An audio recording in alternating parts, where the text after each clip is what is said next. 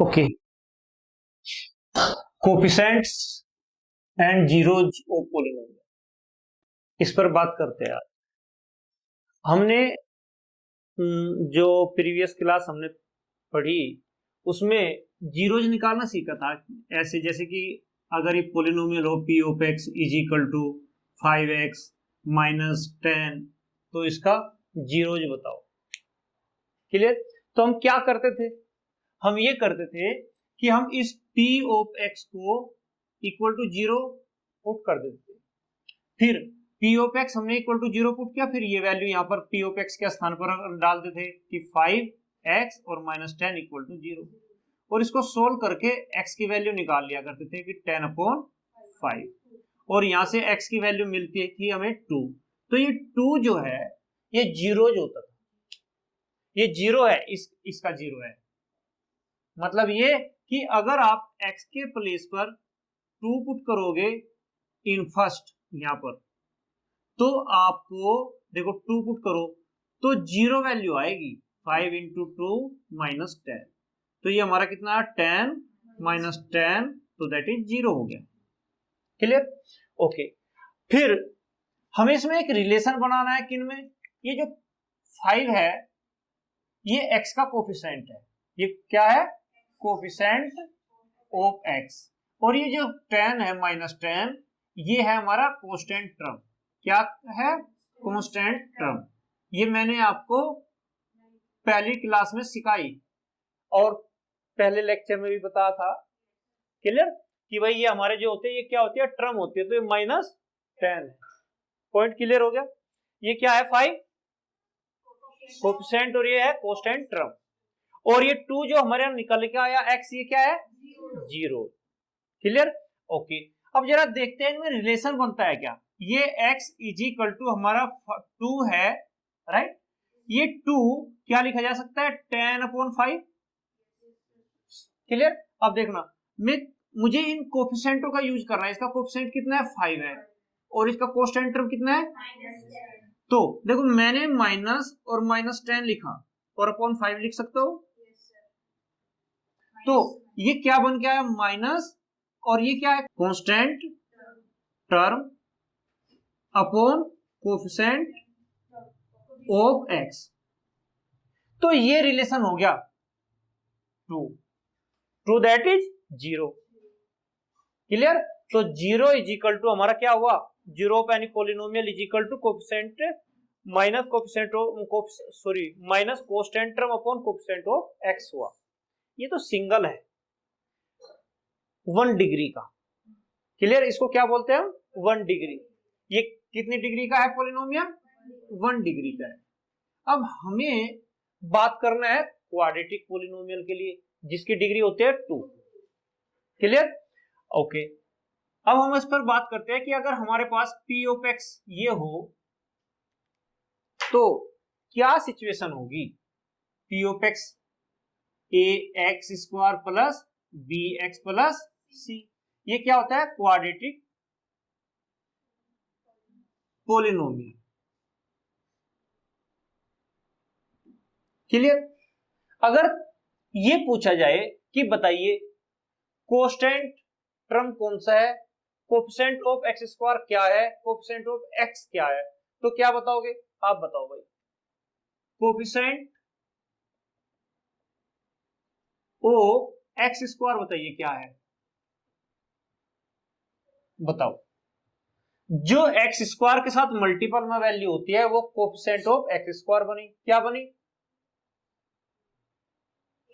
a बन जाएगा। ठीक है? और कोफिशिएंट ऑफ x क्या बनेगा, जो x के साथ मल्टीपल में है वो b है, तो वो b बन जाएगा। और अगर मैं पूछता हूं कांस्टेंट टर्म, तो कांस्टेंट टर्म वो होती है जिसके साथ x होता ही नहीं, तो यहां पर क्या है c, ये हमारा हुआ c कांस्टेंट टर्म। ये पॉइंट तो हमें क्लियर है, ये तो हमें समझ में आता है। क्लियर? अब इनके जीरोज कैसे निकाले इस पॉलिनोमियल का, और फिर इन कोफिशिएंटों के साथ कांस्टेंट टर्म के साथ कैसे रिलेशन बनाए, इस पर हमें बात करनी है आज। क्लियर? आज का हमारा टॉपिक क्या है कि भाई क्वाड्रेटिक इक्वेशन अगर हमारे पास है तो उसके जीरोज और coefficient of x square x and constant term में क्या रिलेशन बनेगा, ये हमें आज बात करना है। बात करें, इसको हम समझने का कोशिश करेंगे एग्जाम्पल के थ्रू। पहला एग्जाम्पल लेते हैं और उसको बात करते हैं। जैसे हमने पी ऑफ एक्स लिया और पी ऑफ एक्स को मैंने लिखा एक्स स्क्वायर माइनस 6x और प्लस 5। ये मैंने एक एग्जाम्पल लिया। क्लियर? इस एग्जाम्पल के जीरो निकालने हैं हमको। जीरोज निकालेंगे और फिर उनके कोफिशिएंटों के साथ रिलेशन डेवलप करेंगे। क्लियर? आपने प्रीवियस क्लास में ये भी पढ़ा है कि अगर कोई क्वाड्रेटिक पॉलिनोमियल होती थी तो उसके फैक्टराइजेशन करते थे, हम फैक्टर करते थे। तो वे फैक्टर कैसा करते थे कि हम स्प्लिटिंग मेथड अप्लाई करते थे। कौन सा मेथड? Splitting method. ठीक है, तो मिड टर्म को स्प्लिट किया जाता है। वो कैसे करते हैं वो भी तुमको खूब अच्छी तरह आता है कि भाई इनकी जो कोफिशिएंट है एक्स स्क्वायर का और ये कांस्टेंट टर्म है, इन दोनों का मल्टीपल कर दो। 1 × 5 दैट इज 5 मिला। और जो बीच की टर्म है ये -6 है, ये आ गया। तो -6 को ऐसे दो हिस्सों में डिवाइड करना जिनका प्रोडक्ट तो पॉजिटिव 5 आए और उनका सम कर दिया जाए तो -6 हो जाए। तो वो हमें समझ में आया कि भाई अगर मैं -6 को -1 और दूसरा नंबर -5 ले लूं तो इन दोनों को अगर मल्टीपल करूं तो पॉजिटिव 5 आएगा। देखो -1 × -5 क्या होगा? पॉजिटिव 5 आएगा। और अगर इन दोनों का सम किया जाए, सम मतलब -1 और प्लस -5, तो आपको -6 मिल रहा है। ये होता है splitting middle term. Clear? Point clear हो गया? अब इसी मेथड का यूज करके इसको स्प्लिट करते हैं और इसका फैक्टर करते हैं। सबसे पहले हमें क्या करना है?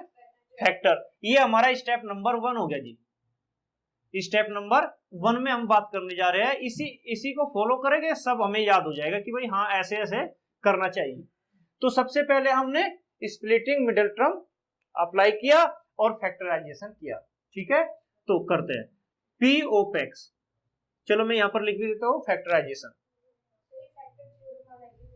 हेलो बच्चों, मैं डॉक्टर धर्मेंद्र कुमार। यदि आपको यह लेक्चर वीडियो अच्छा लगे तो लाइक करें, कमेंट करें और अपने दोस्तों को शेयर करें।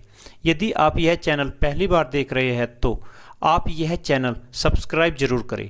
साथ ही साथ बेल आइकॉन को भी प्रेस करें जिससे कि आने वाली हर लेक्चर वीडियो का पता सबसे पहले आपको चल सके व आप उसका पूरा लाभ ले सके। आओ देखते हैं आगे का लेक्चर। बने रहिए एंड तक। नहीं, हमें तो बेटे एक फॉर्मूला डेवलप करना है। ठीक है, लेकिन जो फॉर्मूला हम डेवलप करना चाह रहे हैं ना कोफिशिएंट्स एंड जीरोज के बिटवीन, वो एग्जाम्पल के थ्रू डेवलप करेंगे। क्लियर हुआ? और उसी प्रोसीजर को, जो मैं यहाँ पर प्रोसीजर फॉलो करूंगा, जब आप क्वेश्चन करोगे उसी प्रोसीजर को फॉलो करना है, तो हमें ज्यादा प्रॉब्लम नहीं आएगी, समझ में आसान आ जाएगा। पॉइंट समझ में आया कि नहीं? तो आ गया, तो वे फिर चलते हैं। Factorization by splitting middle term method. Clear? ये हमें अप्लाई करना है। करते हैं। हमने पी ऑफ एक्स को जो का तो लिखा। क्लियर? हमें मालूम है कि स्प्लिटिंग मेथड बीच की टर्म को स्प्लिट करते हैं, वो मैंने तुम्हें बताया। तो एक्स स्क्वायर माइनस, अब ये -1 और -5 है, लेकिन 6 के साथ कौन था? x था। तो इन दोनों के साथ भी x ले लीजिएगा। कैसे? -x × 1 और -5x और +5। फिर हमने इसको x कॉमन, तो x -1 आ जाएगा और -5x -1 आ जाएगा। फिर देखो, अब आप बच्चे यहां पर भी समझ नहीं पाते बेटे, ये वैल्यू x इस x -1 के साथ मल्टीपल में है, तो ये पूरी की पूरी एक टर्म बनती है। बीच में माइनस आ गया, ये 5 इसके साथ मल्टीपल में है, तो ये पूरी की पूरी एक टर्म बनती है। तो दो टर्म होगी, एक टर्म ये होगी, एक टर्म ये होगी। ऊपर के पार्ट में कितनी टर्म थी? एक term, 2 term, 3rd term and 4th term, 4 term थी। अब की बार कितनी टर्म है? 2 टर्म है। जब भी हमने कॉमन लिया तो यहाँ पर हमने दो टर्मों को एक साथ बनाया था और तब कॉमन लिया था। और एक वेरी इंपॉर्टेंट पॉइंट बच्चे, कॉमन लेते हुए गलती करते हैं, इस चीज को समझिएगा। क्या है वो पॉइंट? देखो, हम जब भी कॉमन लेते हैं, जिन टर्म में से हम कॉमन ले रहे हैं उसकी हर एक टर्म को डिवाइड कर दो उस नंबर से। कैसे? जैसे आपने इन दोनों टर्म में से, इसमें से हमने कॉमन लिया x, ये x ले लिया बाहर। अब इस x से x स्क्वायर को डिवाइड करोगे तो x बचेगा, फिर इस x से माइनस x को डिवाइड करोगे तो -1 बचेगा। पॉइंट क्लियर हो गया? ये सब माइंड में कर लेते हैं, ठीक है। इसको रफ में करना चाहोगे रफ में कर लो, लेकिन कैलकुलेशन जब प्रैक्टिस में आ जाता है हम अपने आप करने लगते हैं। यहां पर देखो बच्चे क्या करते हैं, -5 कॉमन लिया, यहां पर भी माइनस लगा दे, यहां पर प्लस लगा दे, उसको पता ही नहीं कि हमने माइनस भी कॉमन ले लिया, तो ये भी गलती करते हैं। कोई कोई बच्चा तो मैंने ऐसा देखा है कि जैसे इन दोनों टर्म में से कॉमन लेने जा रहा है तो वो क्या करते हैं, माइनस ये अलग लगा दिया और यहां पर x + 5 लिख दिया। समझिएगा, -5x और +5 है। अब आप इसमें से कॉमन लेना चाहते हो, क्या लेना चाहते हो कॉमन? -5। क्या कॉमन लेना है? तो जब हमने -5 लिया तो बेटे इस -5 से इसको डिवाइड करो, -5x/5 करोगे तो कितना, -5 कॉमन, ये कैंसिल तो कितना बचा, x, ये x बचा। अब इसको 5 को डिवाइड करो -5 से, तो -5 से 5 कैंसिल, 1 और माइनस, और ये प्लस है तो क्या होगा, माइनस, तो -1 तो -1 आ जाएगा। तो ऐसे हमें कभी भी प्रॉब्लम नहीं बनेगी। क्लियर? तो ये कॉमन ले दिया और ये आपका बन गया x - 5 और ये बेटे x - 1, ये p ऑफ x आ गया। क्लियर? ये स्टेप था नंबर 1। अब स्टेप नंबर 2, हमें जीरो चाहिए, टू फाइंड जीरोज। तो जीरोज फाइंड आउट करने के लिए जो ये फैक्टर आए, इनको एक एक फैक्टर को जीरो के इक्वल रखते हैं। एक फैक्टर हमारा क्या है, x - 5, x - 5 equal to 0 put किया तो x क्या मिला, 5 मिला। Point clear?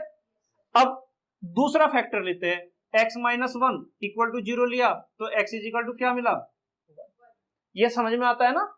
तो हमें जीरोज मिल गए। कौन कौन से जीरोज मिल गए?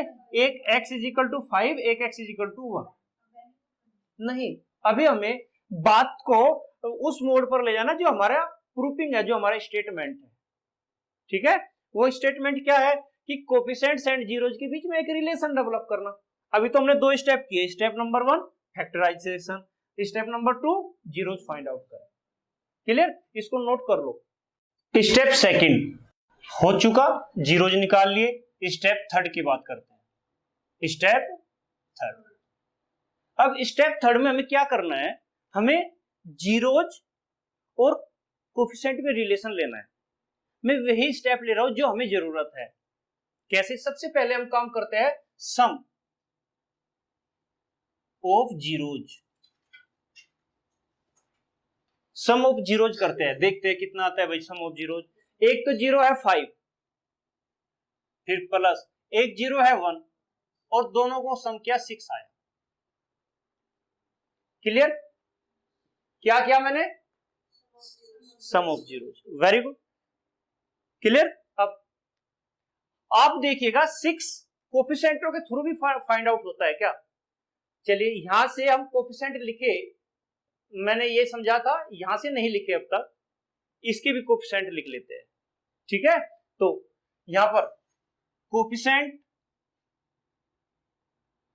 ओ एक्स स्क्वायर की अगर बात करूं तो यहां पर कोफिशिएंट कितना है, 1, और कोफिशिएंट ऑफ एक्स कितना है, -6, और बेटे constant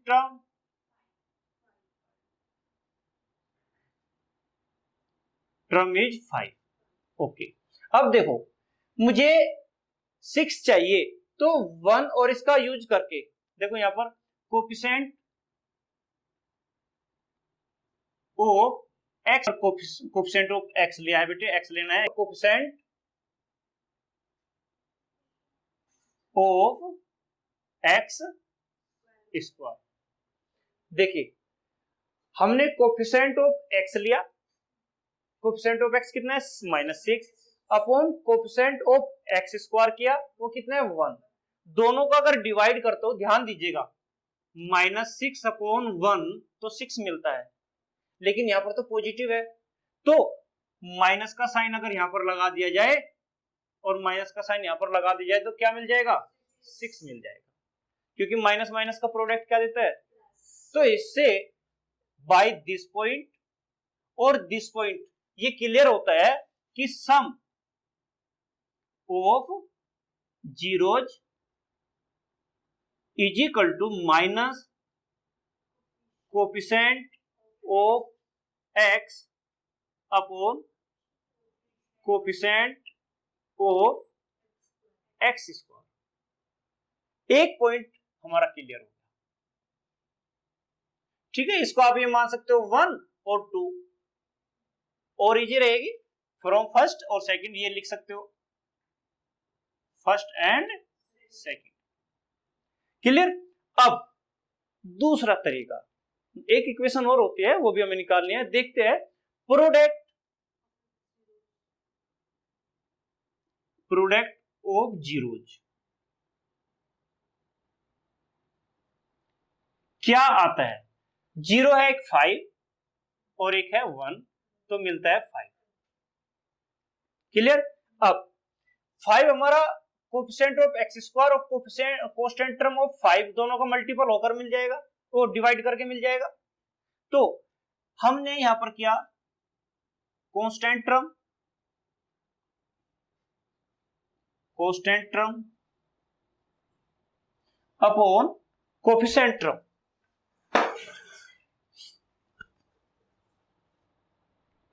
coefficient of x square. अगर दोनों को डिवाइड करते हैं क्या मिलता है आपका, कांस्टेंट टर्म इज 5 और अपॉन 1, तो कितना मिला 5। तो ये दोनों, इसको हम 3 मान लेते हैं और इसको हम 4, तो फ्रॉम 3 एंड 4 से क्या हो रहा है, product of zeros is equal to constant term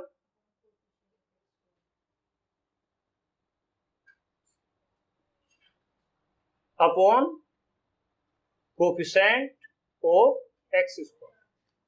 clear, point clear होगा। तो यहां से ये टर्म बन गई, तो ये एक रिलेशन बन के आया कि अगर हमारे पास क्वाड्रेटिक पॉलिनोमियल होता है तो जीरोज में और कोफिशिएंटों में ये रिलेशन बनता है, sum of zeros is equal to minus coefficient of x upon coefficient of x square, sum of product of zeros is equal to constant term upon coefficient of x square. और यही दोनों हमें याद भी कर लेने हैं, ठीक है। चलिए नोट करो इसको। अगर आपने अब तक यह चैनल सब्सक्राइब नहीं किया तो सब्सक्राइब जरूर करें।